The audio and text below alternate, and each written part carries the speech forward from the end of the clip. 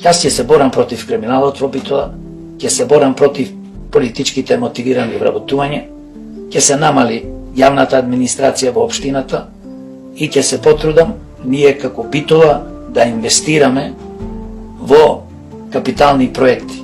Не е само улица и тротоарче капитален проект, тоа не е ни капитален проект, тоа е фактички одржување и инфраструктура на градот.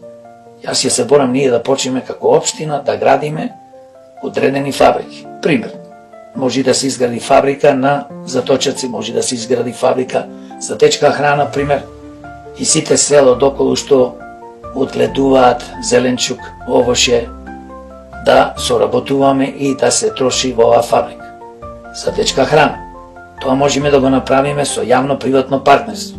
Ако никој тоа не сака да го направи, тогаш ние, општината, граѓаните, ќе мораме да почнеме и да си градиме наши фабрики. Ќе мораме да преземиме Битола од властите, од централата горе, од владата. Да се направи децентрализација на градот. Даноко нема потреба да оди во Скопје, па после да ни се префрлува директно тоа да си останува во општината. Све што ќе се троши. Има многу работи што сакам да ги зборувам, но не сакам сега цела програма да ја кажувам, бидејќи ќе ми земи многу време.